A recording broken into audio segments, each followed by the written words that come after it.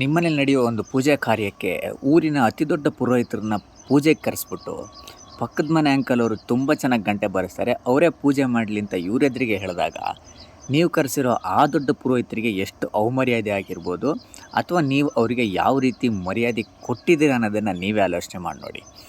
ಯಾಕೆ ಈ ಮಾತು ಹೇಳ್ತಾ ಇದ್ದೀನಿ ಅನ್ನೋದಕ್ಕೆ ಒಂದು ಸ್ಮಾಲ್ ವಿಡಿಯೋ ಜಲಕ್ಕಿದೆ, ರಪ್ ಅಂತ ನೋಡ್ಕೊಂಬರೋಣ ಬನ್ನಿ.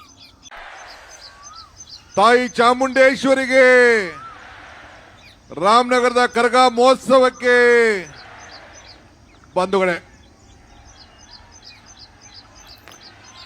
ಓರ ಸುಮ್ಮನೆ ನಡೆದ ಬಿಸಾಕ್ಬಿಟ್ಟು, ಓರ ಸುಮ್ಮನೆ ನಡೆದ ಬಿಸಾಕ್ಬಿಟ್ಟು,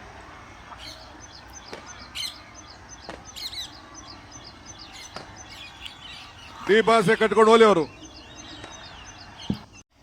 ನಿನ್ನೆ ರಾಮನಗರದಲ್ಲಿ ಕರಗ ಮಹೋತ್ಸವ ಆಗಿರುತ್ತೆ. ಅದಕ್ಕೆ ಗಣ್ಯರು ಬಂದಿರ್ತಾರೆ, ಕೆಲವೊಂದು ಸೆಲೆಬ್ರಿಟಿಗಳು ಕೂಡ ಬಂದಿರ್ತಾರೆ. ಹಾಗೆ ಮಾನ್ಯ ಮುಖ್ಯಮಂತ್ರಿ ಡಿ ಕೆ ಶಿವಕುಮಾರ್ ಅವ್ರಿಗೂ ಕೂಡ ಆಹ್ವಾನ ಇರುತ್ತೆ, ಅವರು ಕೂಡ ಕಾರ್ಯಕ್ರಮದಲ್ಲಿ ಭಾಗಿಯಾಗಿರ್ತಾರೆ. ಆದರೆ ಅಲ್ಲಿ ಏನಾಗುತ್ತೆ ಅಂದರೆ, ಅವರು ಆ ಕ್ರೌಡ್ನ ಒಂದು ಉದ್ದೇಶ ಇಟ್ಕೊಂಡು ಮಾತಾಡಬೇಕು ಅಂತ ಮೈಕ್ ಇಟ್ಕೊಂಡ್ಬಂದಾಗ ಈ ರೀತಿಯಾದಂಥ ಒಂದು ಸನ್ನಿವೇಶ ಸೃಷ್ಟಿಯಾಗುತ್ತೆ. ಬಂದವರೆಲ್ಲ ಅಲ್ಲಿ ಡಿ ಬಾಸ್ ಅಂತ ಡಿ ಬಾಸ್ ಅವರ ಅಭಿಮಾನಿಗಳು ಅವ್ರ ಹೆಸರನ್ನು ಕೂಗೋದಕ್ಕೆ ಶುರು ಮಾಡ್ತಾರೆ.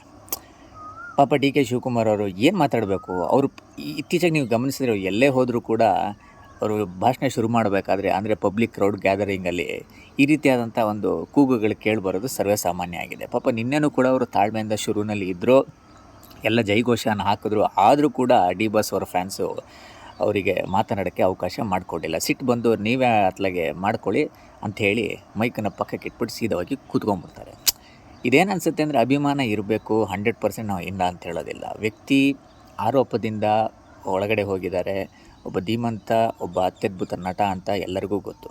ಅದರಿಂದ ತುಂಬ ಇಂಡಸ್ಟ್ರಿಗೆ ನಷ್ಟ ಆಗಿದೆ ಅಂತಲೂ ಗೊತ್ತು. ಆದರೆ ಈ ರೀತಿಯಾಗಿ ಒಂದು ಮುಖ್ಯಮಂತ್ರಿಗಳು ಬಂದಾಗ ಆ ವೇದಿಕೆಯನ್ನು ಈ ರೀತಿ ಅವಮಾನವಾಗಿ ನಡೆಸ್ಕೊಳ್ಳೋದು ಅಷ್ಟೊಂದು ಸಮಂಜಸ ಅಂತ ನನಗನ್ನಿಸ್ಲಿಲ್ಲ. ಇದರಿಂದ ಏನಾಗುತ್ತೆ, ಸೆಲ್ಫ್ ರೆಸ್ಪೆಕ್ಟೇ ಹೊರಟೋಗ್ಬಿಡುತ್ತೆ. ಅಭಿಮಾನ ಇರ್ಬೋದು, ಆದರೆ ಅಭಿಮಾನಿಗಳಿಗೆ ಒಂದು ಕರಿ ಚುಕ್ಕೆ ಬಂದ್ಬಿಡುತ್ತೆ. ಆ ರೀತಿ ಮಾಡ್ಕೊಳ್ಳೋಕೆ ಹೋಗಬೇಡಿ ಅನ್ನೋದು ನನ್ನ ಒಂದು ಆಶಯ. ಇರಲಿ, ದೇವರಿದ್ದಾನೆ. ಅವ್ರು ಹೇಳ್ದಂಗೆ ಆ ತಾಯಿ ಚಾಮುಂಡೇಶ್ವರಿ ಪ್ರಾರ್ಥನೆ ಮಾಡಿ ಖಂಡಿತವಾಗ್ಲೂ ಡಿ ಬಾಸ್ ಹೊರಗೆ ಬರ್ತಾರೆ ಅಂತ ಅವರು ಹೇಳ್ತಾರೆ. ಅದೇ ಕೂಡ ನನ್ನ ಆಶಯ ಕೂಡ ಆಗಿರುತ್ತದೆ. ಈ ರೀತಿ ಇನ್ನೊಮ್ಮೆ ಯಾರಿಗೂ ಅವಮಾನ ಮಾಡೋಕ್ಕೆ ಹೋಗಬೇಡಿ, ಅದರಿಂದ ನಿಮ್ಮತನ ನೀವು ಕಳ್ಕೊಂಡ್ಬಿಡ್ತೀರ ಅನ್ನೋದು ನನ್ನ ಅಭಿಪ್ರಾಯ. ನಿಮ್ಮ ಅನಿಸಿಕೆ ಅಭಿಪ್ರಾಯಗಳನ್ನು ಕಮೆಂಟ್ ಮಾಡಿ, ಏನಂತೀರಾ? ನಾನು ಬಾಯಿ ತಡಿಲಾರ್ದೆ ಎಲ್ಲ ನಿಂತ ಹೋದ್ಬಿಟ್ಟೆ.